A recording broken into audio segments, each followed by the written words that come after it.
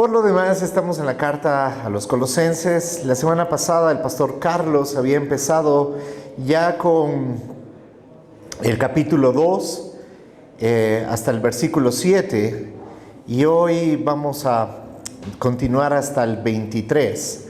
Pero para entrar en contexto, quiero leer el versículo 6 y 7 para entender un poco mejor a lo que hace referencia Pablo en esta carta. Dice el versículo 6: Por tanto, de la manera que habéis recibido al Señor Jesucristo, andad en Él, arraigados y sobreedificados en Él y confirmados en la fe, así como habéis sido enseñados, abundando en acciones de gracias. El apóstol está diciendo que él tiene una gran lucha por llevarles el evangelio. Esa es la lucha que él siente en este capítulo 2. Quiero llevarles a ustedes el evangelio. A pesar de que yo no los conozco, yo no he estado con ustedes, pero créanme que tengo una lucha por llevarles las buenas nuevas del evangelio. Y entonces ahí viene por tanto, o sea, por esa lucha que yo tengo y por haberles enseñado el evangelio, ustedes deben andar en Él. Dice andar en Él. No dice andar con Él. Dice andar en Él. Eso está hablando de una posición. Debemos estar en Cristo y no solamente con Cristo. ¿Ya? Entonces ahí está hablándonos de una posición espiritual. Arraigados y sobreedificados. Me gusta mucho esta palabra arraigados porque arraigados hace un poco de referencia al cultivo de plantas. Cuando una planta está arraigada, esa planta está alimentándose de la tierra donde está, busca el sostén de la tierra donde está, y dice que nosotros debemos estar de esa manera, arraigados en Él, o sea, tomando de Él, pero también siendo sobreedificados, o sea, una vez que ha comenzado, una vez que se puso el cimiento, que es Él mismo, debemos también ser sobreedificados. O sea, la construcción que se espera que ocurra en nuestras vidas no puede ser una construcción apartada de Él, sino una construcción en Él. Y entonces, con ese contexto, comenzamos en el versículo 8 cuando Él dice, mirad. Mirad que nadie os engañe por medio de filosofías y huecas sutilezas, según las tradiciones de los hombres, conforme a los rudimentos de la fe, y no según Cristo. Mirad, traducido al español lojano, podríamos decir, ponte pilas. ¿Sí? Es a eso a lo que se refiere. Hey, ponte pilas, estate atento, porque hay engañadores. ¿Recuerdas? Pablo siempre en sus cartas está advirtiendo sobre engañadores, porque los hay. Y en el caso de los colosenses no era distinto. Ya habíamos hablado de que hay unas ciertas doctrinas que están moviéndose en medio de los colosenses. Aquellos que afirman que Cristo sí vino, pero que Él no vino en cuerpo, sino que Él solamente vino en espíritu y que era algo así como un tipo holograma, que cuando comía parecía que comía, pero no comía, que cuando caminaba por la arena nunca dejaba huellas, o sea, era medio tipo fantasma. Y había otros, en cambio, que decían, no, Él solamente un hombre.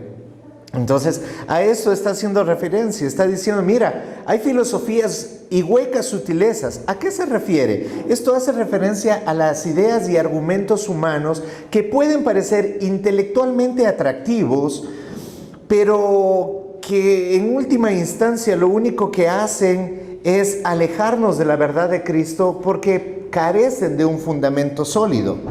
Por ejemplo, una filosofía, y cuando hablamos de filosofía, quiero aclararlo, no estamos hablando de, hey, no estudien filosofía, cuidado con seguir historia de filosofía en la universidad o cosas por el estilo. No tiene nada que ver con eso. Eso es una carrera universitaria y está muy bien.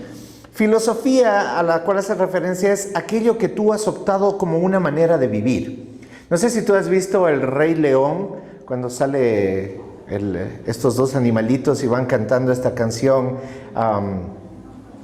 vive como Sí, exacto, vive sin preocuparte, ¿no? Esa es su filosofía de vida. Ellos no se preocupan por nada, ¿no? Sí, espero, esa filosofía de vida está. Sí, y está bien, es una filosofía de vida. Y vemos que el mundo nos trae muchas filosofías de vida. Hoy por hoy, en una película de estas últimas que sacó Disney, el mensaje es: sé lo que quiera hacer, ¿no es cierto? Y ojo, tampoco estoy diciendo, hey, no películas de Disney. O sea, déjales ver una película a tus hijos, no importa si es de Disney o lo que sea. La cosa es que entiendan luego, ¿no? Porque, ok, puede ser lo que quiera hacer. Claro que puede ser lo que quiera hacer, dentro de los parámetros que Dios nos manda. Si tú eres un hombre, pues sé el mejor varón que pueda ser. ¿Quieres ser un arquitecto? ¿Quieres ser doctor? Bueno, puede ser lo que quiera ser. ¿Eres mujer? Sé lo que quiera hacer. ¿Quieres ser presidente de la nación? Sé presidente de la nación. No hay problema. En eso no hay problema. El problema es cuando nos salimos de los parámetros de las Escrituras. Cuando nos salimos de aquello que la palabra de Dios nos enseña. Y en vez de querer ser un hombre tal cual Dios me envió, ahora quiero ser una mujer porque me he visto como mujer. Entonces eso ya rompe los parámetros. O peor aún, seres humanos que quieren ser animales. O sea, eso rompe con la gloria de Dios, traspasa todo límite. Y algo que tenemos que tener claro es que la libertad tiene límites. Si la libertad no tiene límites, entonces es libertinaje. Y los límites no están siendo puestos como algo nada más restrictivo, sino los límites están siendo puestos como una medida de precaución y cuidado que te dice: tú puedes vivir tu libertad hasta aquí sin hacerte daño, porque si sobrepasas ese límite, vas a correr grave riesgo. Entonces, ese tipo de filosofías, como por ejemplo hoy tenemos la filosofía de la autoayuda. Y hoy por hoy no solamente encuentras esto en una conferencia de autoayuda, que está muy bien, es el espacio para eso, sino que encuentras a, entre comillas, pseudopastores hablando desde púlpitos acerca de el autoayuda. Tienes a predicadores ahora ya no hay mucha diferencia entre estos. Hay predicadores que se muestran como predicadores y hay otros que se muestran como, sí, personas que son motivadores. Por ejemplo, y voy a dar nombres porque es muy conocido, así que no hay problema. Daniel Gafif, algo así, él es un motivador y se presenta como un motivador. Cristiano no es nada. Puede utilizar versículos bíblicos, pero no es un cristiano. Ojo, no es un cristiano. Pero habla de Cristo.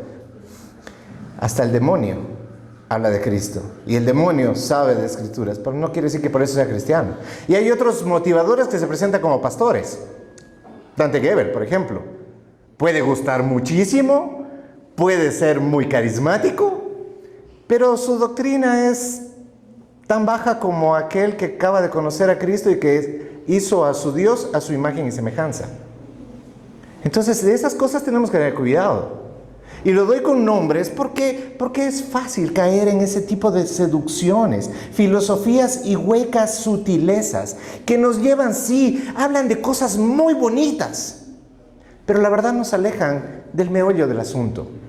Por ejemplo, una hueca sutileza es: ¿la Tierra es redonda o es plana? Ahora con los terraplanistas, ¿no? No, es que mira las evidencias del terraplanismo, tú mira el horizonte y todo es plano. Ok, lindo tener esa conversación, pero ¿esa conversación tiene algo y afecta en algo a mi vida espiritual? Nada. Pero si yo hago de eso una bandera de guerra, no, es que ahora somos los terraplanistas contra los, no sé cómo se llamarán los otros, los redondistas. Bueno, por último, si la Tierra es redonda, es plana, es triangular o es sin forma, ¿eso cambia mi vida y mi relación con Dios? No, en nada. Entonces, no me voy a enfrascar en esas huecas sutilezas y voy a perder el horizonte. Cristo es mi horizonte, Cristo es mi norte. Yo ya no me distraigo. Ahora tenemos el problema de la seguridad en el país. Y claro, la seguridad nos afecta a todos, afecta a la economía, y en base a eso la gente pasa hablando y habla todo el día de la seguridad y de los candidatos políticos y de todo eso. Sutilezas huecas. ¿Cómo te suma eso a ti, a tu crecimiento, a tu santidad, a tu relación con Dios?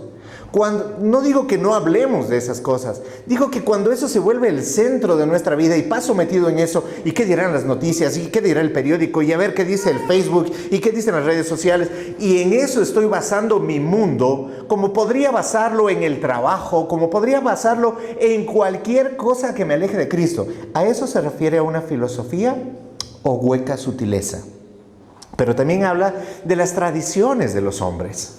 ¿Sí? Se refiere a la práctica y creencias transmitidas por generaciones humanas que pueden o no tener una base en la palabra de Dios. Estas tradiciones pueden desviar nuestra fe y enfocarnos en lo que los seres humanos han establecido en lugar de lo que Dios ha revelado. Por ejemplo, y esto hace mucha referencia, por eso él habla de tradiciones de los hombres y rudimentos del mundo. Cuando habla de las tradiciones de los hombres, más bien está hablando en un contexto religioso. Y en el caso de los colosenses, lo que estaba pasando es que, ¿recuerdas? Los colosenses no son judíos.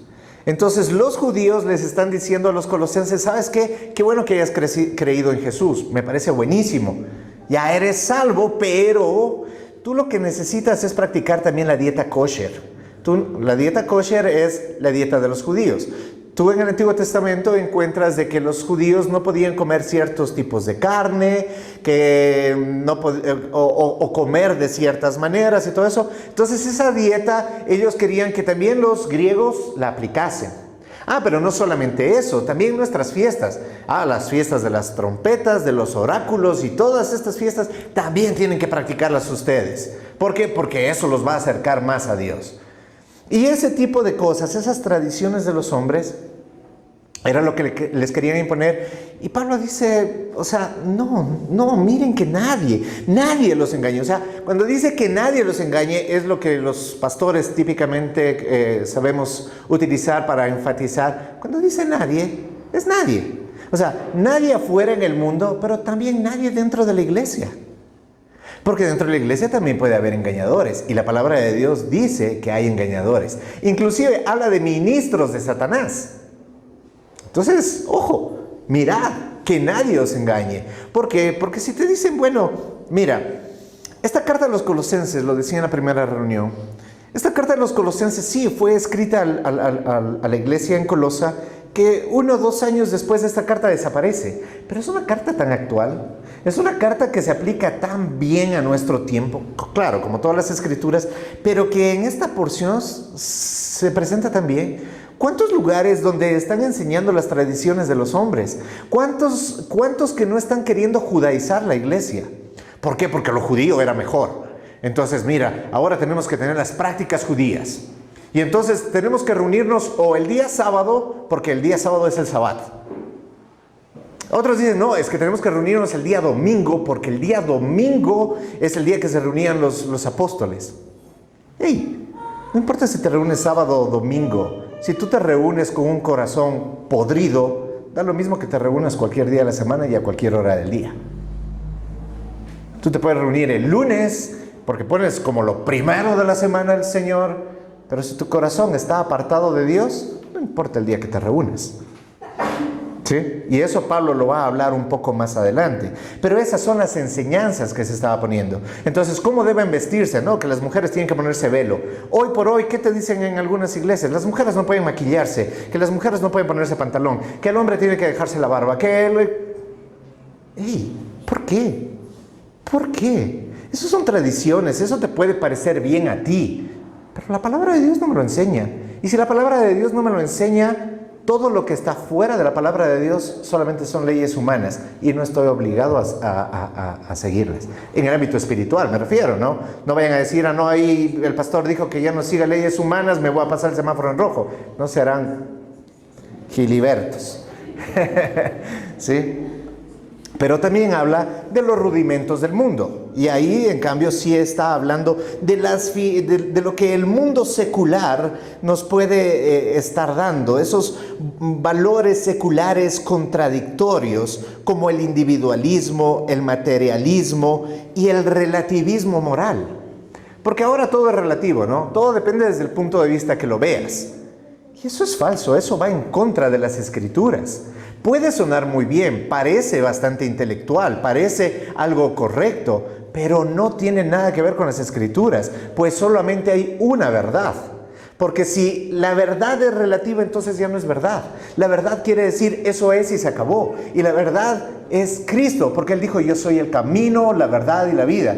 Pero eso es relativo, porque si yo quiero creer en Buda y Buda me ayuda a ser buena gente y buena persona, entonces también me sirve. Entonces las religiones no son importantes porque todas las religiones te conducen a Cristo. Eso es relativismo y eso es mentira, eso es falso. Solamente Cristo te lleva al Padre. Y el único camino para llegar a Cristo es que el Espíritu Santo te haya revelado la Escritura y haya producido un cambio en tu vida. No hay otra forma. No es que, es que yo asisto a Arco y entonces en Arco sí. No, Arco es una congregación. Esperamos y lo que deseamos y anhelamos es predicar la sana doctrina en temor y temblor. Pero hay muchas otras buenas congregaciones. Pero también hay otras congregaciones que tienen un gran letrero que dice cristianos y de cristianos no tienen nada. Nada. Son lugares donde lastiman a la gente, donde la extorsionan para sacarle plata y eso es todo lo que hacen. Y te manipulan con sensaciones. Entonces la gente necesita su dosis de droga cristiana, entre comillas, todos los domingos. Necesito sentir.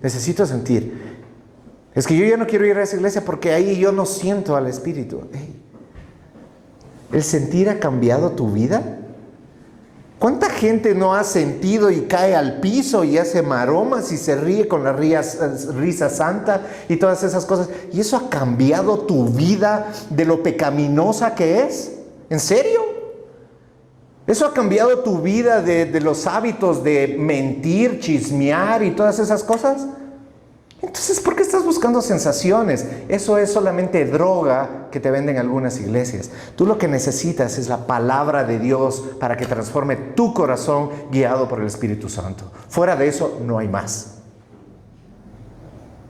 Esperaba algún amén. Pero esa es la verdad. Porque nos hemos dejado, y cuando digo hemos dejado, estoy hablando de que la iglesia está saturada por esto, porque esta carta no es una iglesia al mundo. Esta carta es una carta a la iglesia. ¡Ey, iglesia, despierta! ¿Por qué estás atrás de filosofías y huecas sutilezas? ¿Por qué estás tras tradiciones de hombres? ¿Por qué estás tras de rudimentos del mundo?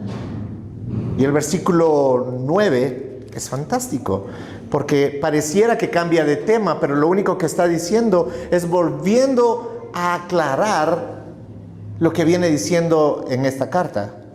Porque en Él habita corporalmente toda la plenitud de la deidad. Y vosotros estáis completos, dice el 10, en Él, que es la cabeza de todo principado y potestad.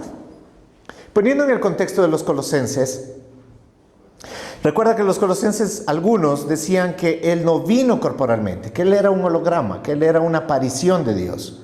Y por otro lado, que sí, decían, y estas eran parte de esas filosofías, sí, mira, Dios es Dios, pero Dios está muy lejano. Entonces, lo que necesitamos son a los intermediarios, a los ángeles. Entonces, tienes que ir de ángel en ángel, ¿no? Entonces, primero los ángeles, después los querubines. O sea, no sé toda esa, la verdad no he estudiado todos los estatus de los ángeles, pero eso era lo que les decían. Y finalmente, cuando ya adoras a estas potestades y principados, entonces puedes llegar a Dios. O sea, esas eran las filosofías. Muy parecido a lo que hoy, ¿no? Es que tengo un santito que de fijo te hace el milagro, ¿no? O sea, yo creo en Dios, pero mi santito, ese sí, mi churonita, ni me la toques a ella. O sea, Diosito yo le creo, pero es la mamita de Diosito. O sea, eso es mentira, es falso. Y no es porque lo digo yo, y no es porque quiero ofender a nadie que piense de esa manera. Pero lo que sí estoy llamado a instruirte en la palabra de Dios, y eso no dice la palabra de Dios. La palabra de Dios nos muestra que en Él, ¿en quién? En Jesucristo, corporalmente. O sea, Él se encarnó, reposa toda la plenitud de la deidad. Toda la plenitud de Dios está en Él. Y vosotros, o sea, tú, yo y los colosenses y cualquiera que ha creído en Dios, estás completo. No necesitas nada más que a Cristo. Eso es lo que está diciendo. Y ya estás completo. Si ya estás completo, no falta nada. Si tú compraste un rompecabezas, lo armaste y pusiste todas las piezas, está completo. No puedes decir todavía le falta unas piezas. No, ya está completo. En Cristo Él está diciendo, en Él está completa toda la deidad. Y si tú estás en Él, tú estás completo en Él, que es la cabeza de todo principado y potestad. Tú puedes creer en lo que quieras creer, pero lo que debes de saber es que Él está por encima.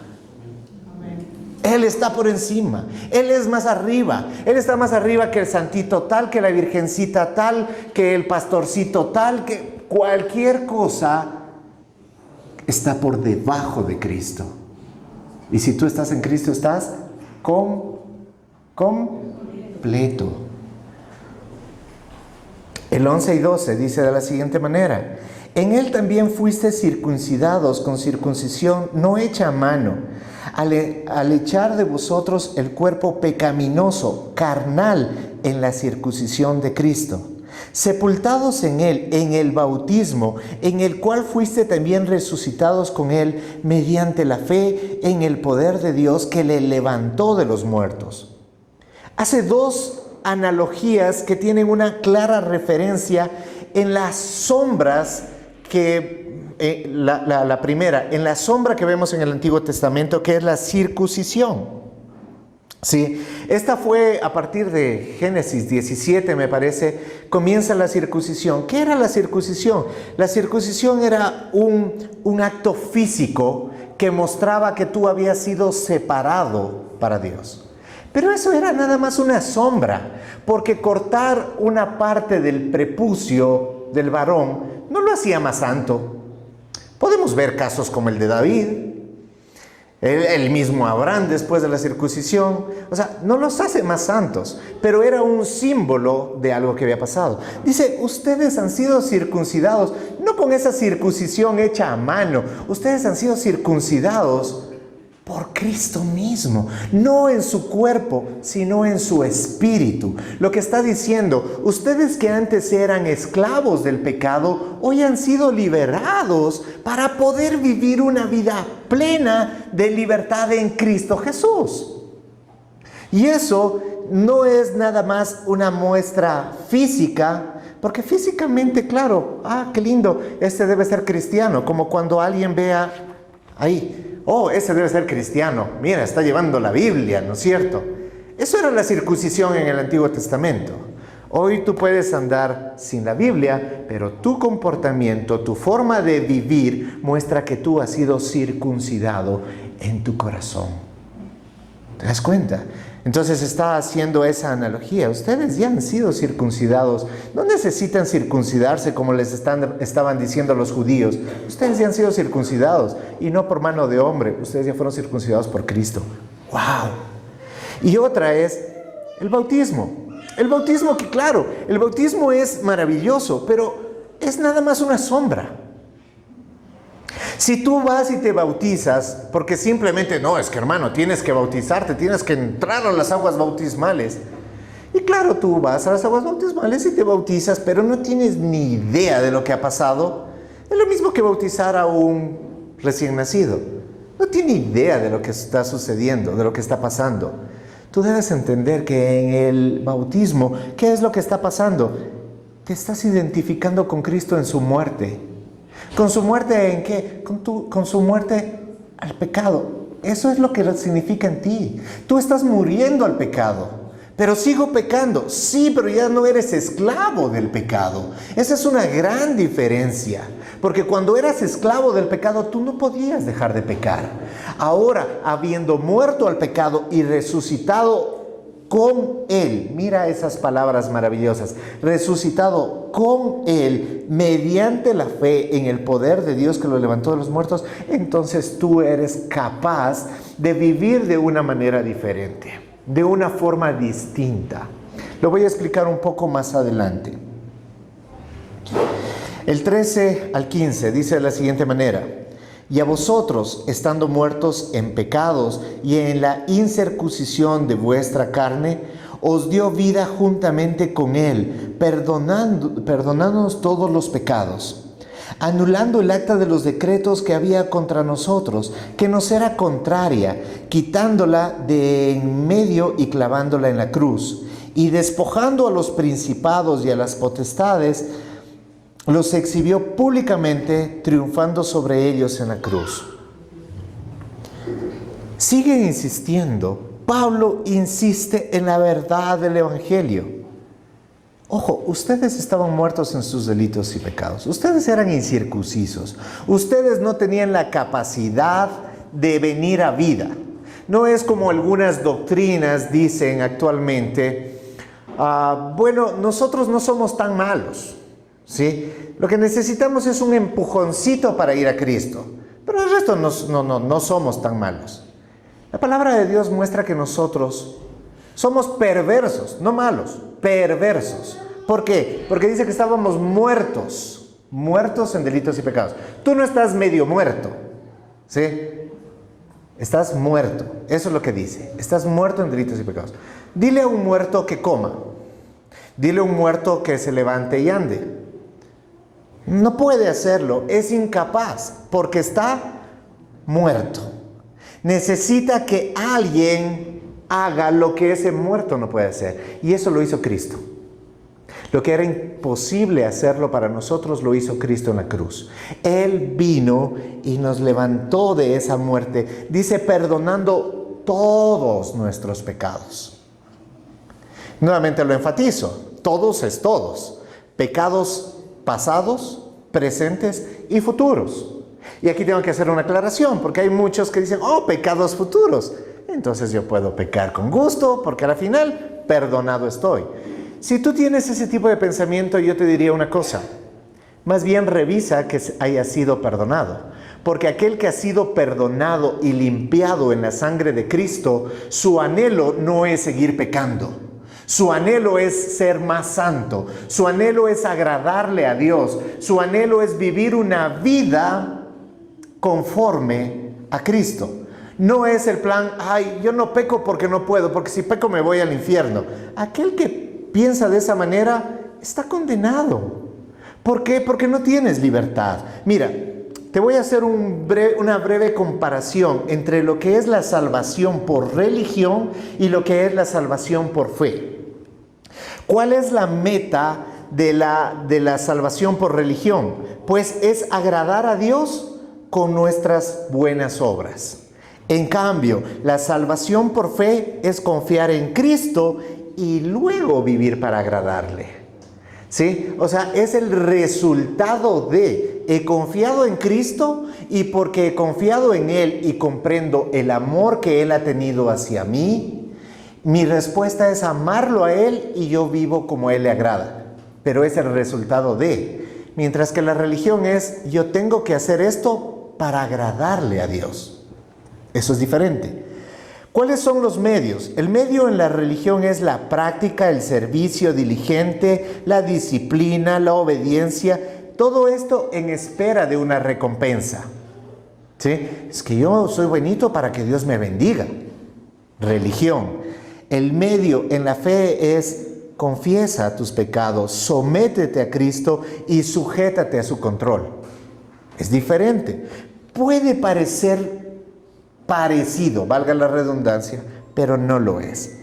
El poder en la religión es esfuerzo bueno y sincero por medio de la autodeterminación.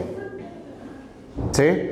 Pero en la fe es en el Espíritu Santo, en nosotros, nos ayuda a hacer las buenas obras para el reino de Dios. Ojo, cuando estoy hablando de la religión, no estoy hablando de que es algo malo en sí. Pero finalmente te voy a dar un ejemplo para que lo entiendas mejor. Porque nadie podría decir que esforzarte en lo bueno, ser sincero y tener autodeterminación para tener un comportamiento bueno, ¿es algo malo? No, es bueno. Pero eso no trae el resultado esperado. Ya vas a ver. En la salvación por religión, el control viene de la automotivación y obviamente de mi propio autocontrol. Mientras que en la salvación por fe es Cristo en mí y yo en Cristo.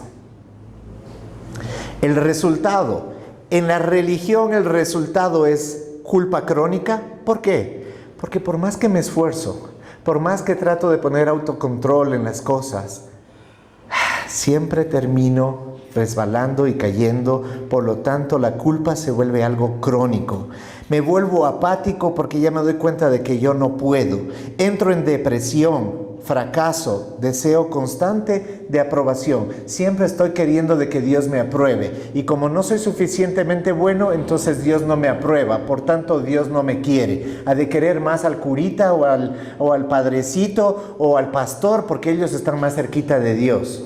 Falso de falsedad absoluta.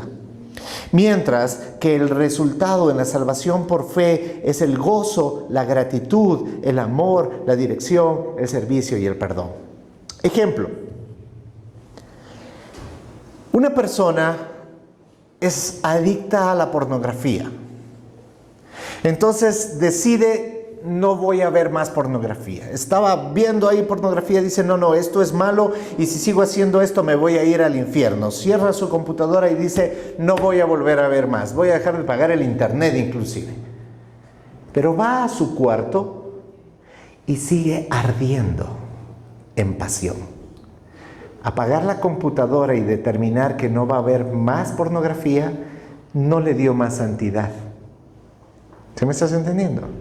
Uno puede decir: ya no voy a chismear más. Ahora sí me callo y no voy a decir nada. Ahí cuando me digan: ¿y has sabido algo de la hermanita? Vas a decir: no sé nada, pero les voy a contar una cosita solo para orar. No, mejor ya no les cuento.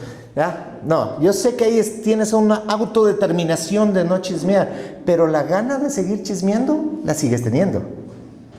Dices: no, nunca más voy a mentir. Ya, ahora sí no miento, siempre voy a decir la verdad. Ya estás por llegar: no, todavía ni salgo de la casa. Ya, espérame, ya, está bien. Pero por dentro estabas con unas ganas de decirle: ya estoy a la vueltita, espérame. ¿Por qué? Porque en el interior nada ha cambiado. Todas estas cosas externas, ¿sí?, que Pablo lo dirá más adelante, tienen buena reputación. Son cosas chéveres, pero que a la final no te aprovecha para tu cambio, porque ese cambio solamente viene cuando tú estás en Cristo, Cristo en mí y yo en Cristo. No hay otra forma. Cuando Pablo entra a esto y está diciendo sobreedificados, plantados, lo que él está diciendo es: oye, si la salvación Él la hizo, Él mismo es el constructor. Él mismo va a construir tu vida. Lo que necesitas es estar en Él. No estar junto a Él, no asistir a las reuniones que hablan de Él. Que no estoy diciendo que nada de eso es malo. Lo que estoy diciendo es que tu posición debe ser en Él.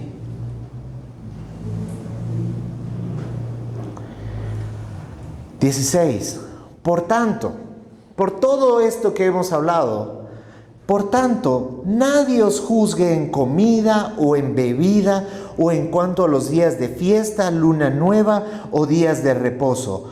Todo lo cual es sombra de lo que ha de venir, pero el cuerpo es de Cristo. O sea, lo que él está diciendo es: miren, Colosenses, no se dejen influenciar por los judíos. Ellos tienen su forma de comer, ellos tienen sus días, ellos quieren todo eso. Y eso está bien para ellos. Pero no dejen que eso a ustedes les quite la paz. No dejen que eso se convierta en ustedes una forma de vivir. ¿Sí? Y mira cómo lo dice tan claramente. Dice que nadie os juzgue en comida o en bebida, o en cuanto a días de fiesta, luna nueva o días de reposo. Todo esto es sombra. Estas sombras lo que estaban apuntando es a Cristo. Cristo, Cristo. No comas esto, Cristo. Día de reposo para Cristo. Todo Cristo. Pero una vez que viene Cristo y la neblina se disipa, ya no necesitas seguir viviendo en la neblina o a media luz, cuando ya tienes la luz completa. Eso es lo que está diciendo Pablo. Y continúa diciendo, nadie os prive de vuestro premio. Y nadie es nadie. Nadie os prive de vuestro premio. Afectando humildad y culto a los ángeles, entremetiéndose en lo que no ha visto, vanamente hinchado por su propia mente carnal. Qué fuerte esas palabras de Pablo. Y el 19 continúa diciendo así, y no haciéndose de la cabeza, en virtud de quien todo el cuerpo, nutriéndose y uniéndose por las coyunturas y ligamentos, crece con el crecimiento que da tu esfuerzo. No dice eso, ¿no es cierto? Que da el autoimponerte cosas. No, tampoco. ¿Quién da el crecimiento? Dios. Así de simple y así de sencillo. Pero como es tan simple y tan sencillo, pues no. Yo sí quiero ponerle alguito más. Alguito más tiene que haber, pues. No puede ser tan fácil. No, si no es fácil. ¿Qué va a ser fácil? Esto costó que Dios mismo se encarne y muera en una cruz por ti y por mí. ¿Dónde está lo fácil? ¿Dónde está lo sencillo? Que Él haya hecho todo lo que era imposible hacerlo para nosotros no lo vuelve sencillo. Vuelve algo de cuidado, lo vuelve algo precioso. Por eso somos enriquecidos en Cristo Jesús. Ahí es cuando la iglesia debería, amén, sí, gloria a Dios. Pero no sé si no lo entendemos. O esto se volvió en algo tan natural para nosotros que ya no le damos importancia. Cuando esto es la médula, el tuétano mismo. Hay veces que cuando comemos la res, ¿sí?, al hueso lo desechamos porque decimos aquí ya no hay nada. Cuando en el tuétano está toda la proteína, ahí está el condumio, como se dice. Hemos despreciado el evangelio porque ya no le encontramos el condumio. Ahora más bien queremos la fórmula para ser más ricos, tener mejor casa, cómo salgo de la deuda, paso 1, paso 2, paso 3, cómo soluciono mi matrimonio sin tener que hacer nada y cosas por el estilo, es lo que nos llama más la atención. ¿Cómo dejo de ser alcohólico? ¿Cómo dejo? Esas cosas nos llaman la atención y eso es lo que esperamos que se predique desde un lugar como este. No, la automotivación es una filosofía. Tú necesitas el evangelio, porque si no es comprendido de que Cristo murió por ti y que tú necesitas vivir para Él, entonces estás en un claro camino a la perdición. Por eso la predicación del evangelio tiene que ser tan clara, tiene que ser tan precisa, tan llena de amor, porque el amor también tiene que ver con un llamado de atención, pero es un llamado de atención para que puedas vivir aquello que Cristo ya nos ha dado. No solamente nos ha dado salvación, y cuando digo solamente no lo estoy haciendo pequeño, estoy diciendo con eso hubiera bastado. Pero no solamente eso, sino que Él nos da de Él mismo para sobreedificarnos y mantenernos plantados en aquello que nosotros no avanzamos a hacer. Él ya lo hizo. No es por tu fuerza, no es con ejército, es con su Santo Espíritu, dice la palabra. Nadie os prive de este premio. ¿Por qué? Porque hay aquellos que en una falsa humildad se cubren, y esta falsa humildad muchas veces se presenta en la iglesia. Ay, hermanos, no me miren a mí, solamente Cristo es el único perfecto. Y uno dice, ay, qué humilde ese pastor. Pero Pablo no dijo eso. Pablo dijo, sean imitadores de mí, como yo soy imitador de Cristo. Él no quitó su responsabilidad. Él no dijo que era perfecto. Pero él sí dijo, vivo mi vida como queriendo agradarle a Él. Eso da responsabilidad, no esa falsa humildad. Ay, sí, es que todos somos pecadores. Claro que todos somos pecadores. Pero yo no quiero vivir como un pecador. Sigo pecando, sí, pero yo no me entretengo en el pecado. No es mi forma de vivir el pecado. ¿Soy un pecador miserable? Lo soy. Pero no me ejercito en el pecado. Porque abogado tengo y cada vez que peco, corro a Él, a su gracia, y pido perdón. Y sé que en Él encuentro misericordia. Y sé que en Él encuentro perdón. Y en Él encuentro la fuerza para volverme a levantar. Eso me aleja de la religión y eso me acerca a Cristo.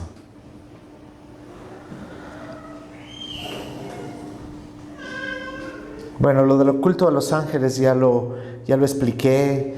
Y sí, como dice ahí, nada más están hinchando en su propia mente carnal. ¿Cómo puedo ser mejor? ¿Cómo puedo ser mejor persona? ¿Cómo puedo ser más santo?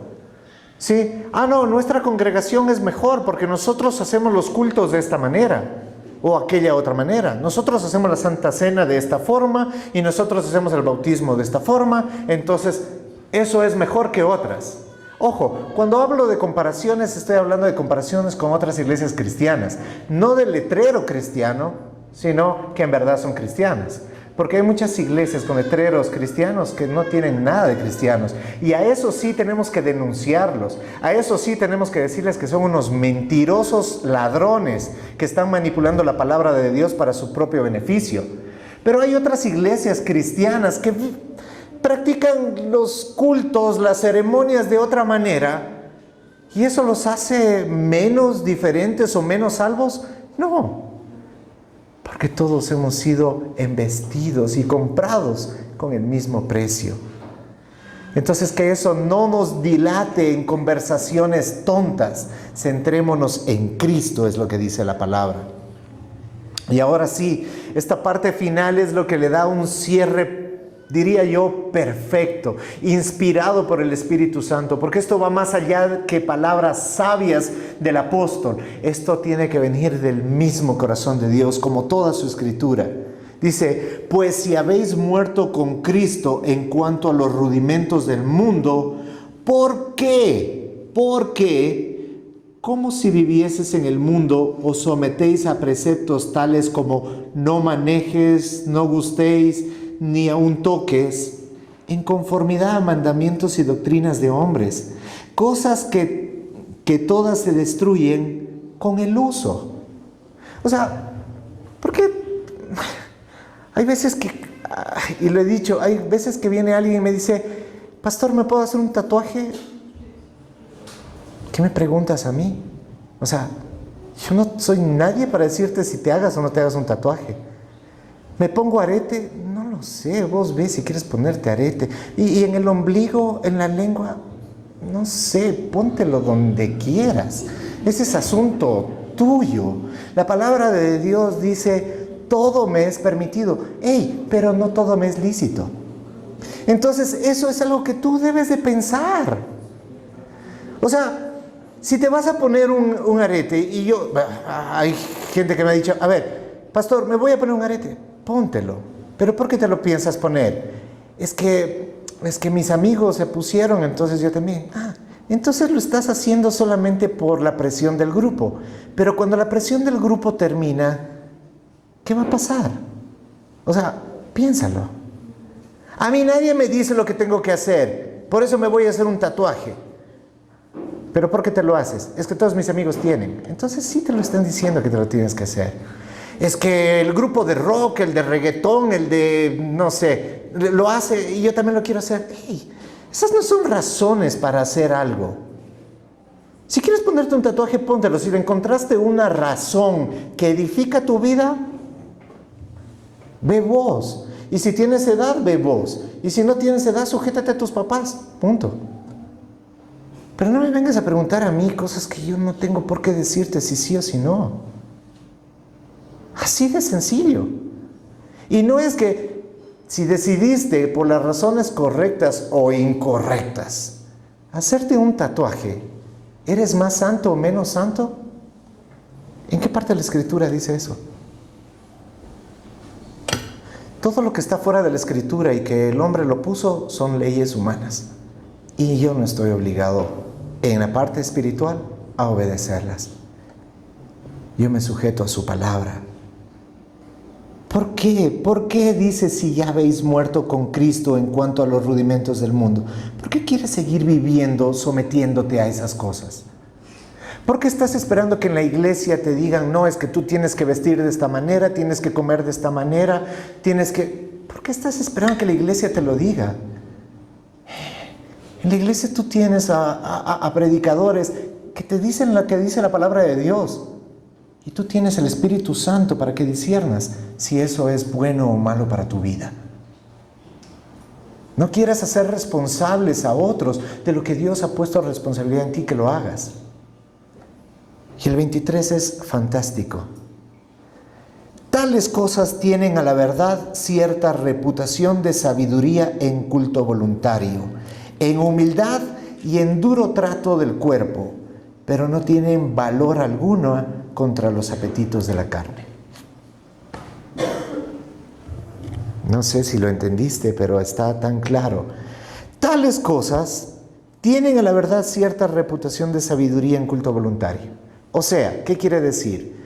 Si tú has determinado, yo no voy a tomar una copa de licor el resto de mi vida, perfecto, excelente, porque tú decidiste no lo voy a hacer porque antes era un alcohólico y el Señor me liberó de las cadenas de la esclavitud del alcohol y en base a eso yo nunca más voy a tomar. Perfecto. Pero no le digas a aquel que se toma una copa de vino con la carne o una cerveza con el ceviche, no le digas, ve, vos eres un pecador inmundo y te vas a ir al infierno. ¿Por qué? Ojo, y con esto no estoy diciendo entonces toma. Ojo, la palabra de Dios sí está poniendo un límite. No os embriaguéis. Y es claro. ¿Y cuál es la medida para embriagarse? La medida generalmente te la ha dictado hasta el gobierno. En nuestro país creo que es 2. A ver, ¿quién ha averiguado? Pero es casi como un poquito menos que una Pilsener. Para que lo sepas. Entonces, no os embriaguéis. O sea, sí está poniendo un límite. Pero no está diciendo no tomes. Pero en muchas iglesias sí te lo dicen. ¡Ey, no puedes tomar! Ok, si eso te sirve a ti, qué lindo, porque eso que dice es culto voluntario y personal. O sea, tú lo puedes hacer. Nadie te puede decir que eso está mal. ¿Por qué? Porque dice que tiene buena reputación. ¿Cómo no va a tener buena reputación ser una persona totalmente íntegra? Eso dice de los ancianos, ¿no? Que nadie tenga nada que decir de ti. Pero la verdad de los cristianos también. Que nadie tenga nada que decir de ti. Ah, no, sí, él va a la iglesia, pero él va a la iglesia y él va a la iglesia y pasa con la amante en el parque, en el motel. Ah, él va a la iglesia, pero aquí no hay como dejarle nada por ahí que se va robando todo. ¿Sí? Él va a la iglesia y dice que es cristiano, pero vieras cómo lo sacaba a los hermanitos.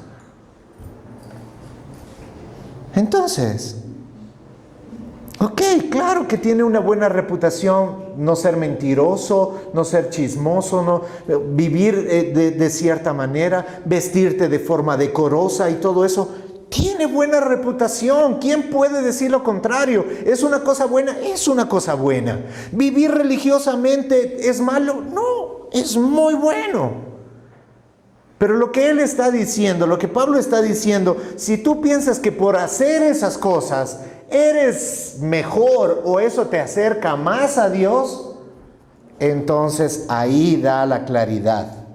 Pero no tienen valor alguna contra los apetitos de la carne.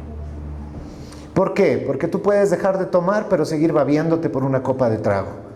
Tú puedes dejar de fornicar, pero puedes seguir en tu cabeza fornicando vez tras vez.